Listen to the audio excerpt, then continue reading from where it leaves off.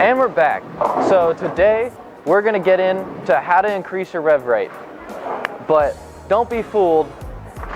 This video is also gonna give you a lot of good information on how not to increase your rev rate. Meaning I'm gonna tell you the things that you may think are helping you increase your rev rate that actually are not. So this is gonna be a pretty helpful video. I'm gonna clear the air on a lot of silly things that may or may not actually work. But then I'm gonna show you some things that will help you build rev rate. Now keep in mind, you cannot just develop rev rate by watching my video alone. You have to actually put a lot of time into this. This is not something you can get down in one day.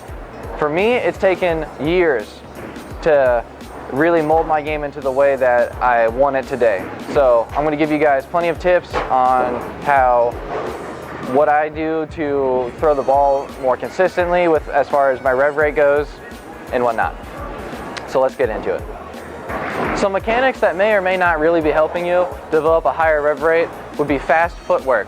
If you start off with with your steps that are a little too fast in the beginning, it's going to throw off your timing a little bit and you won't get to the line in a way that's going to help develop leverage and more of a snap of the wrist and your elbow.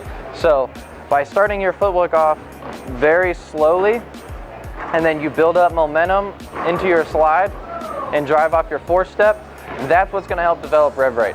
Because what it's going to do for your timing is, and now this makes sense across, a 3-step, 4-step, 5-step, 6-step, whatever steps you take.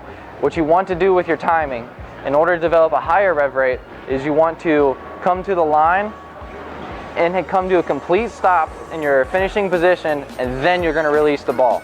If you feel like you're releasing the ball while you're sliding, that is going to take away any kind of leverage that you could build.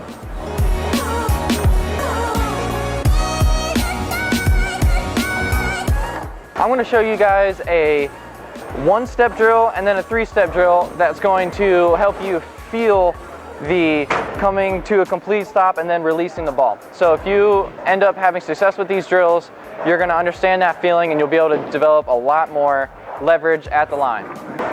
If you have your trusty matchup black pearl around, you can grab that or any bowling ball of your choosing. So this is a drill that I consider to be a 1-step drill. So pretty much what I do for this is I get on my right foot. If you're a left-hander, obviously it works the opposite, so keep that in mind. I have about 5 of my steps, so my foot size, which is around about 12 inches each, away from the foul line. That way I have room to slide. What this drill does is it allows you to drive off your last step before your slide and develop momentum going into the line. But the key is to come to a complete stop and then release. That's how you're going to develop leverage. So I'll demo it out for you.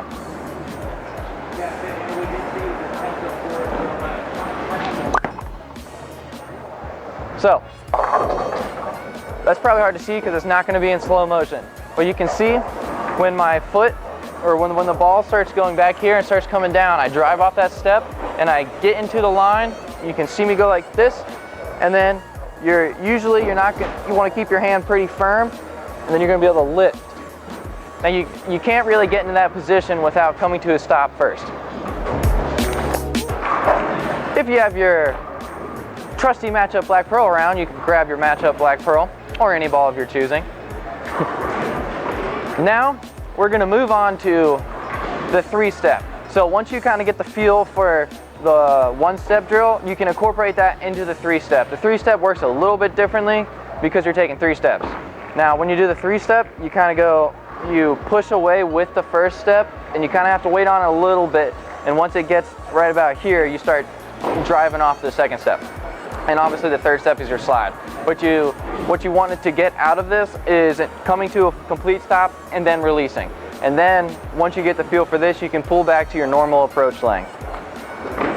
So for the 3-step, what I do is I get maybe like 6 inches in front of the ball return, wherever it is, and I get in my finishing position almost, or well, not really, but I get set up with my shoulders and my hips, and then I keep my feet fairly close to each other. I don't hold my ball super high, but I hold it closer to my shoulder, and then you'll see how this all works.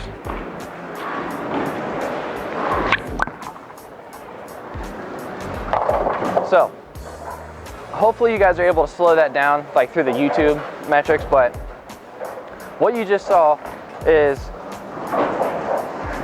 I came through the line, I came up to the line by going 1, 2, and then you notice this is the important part.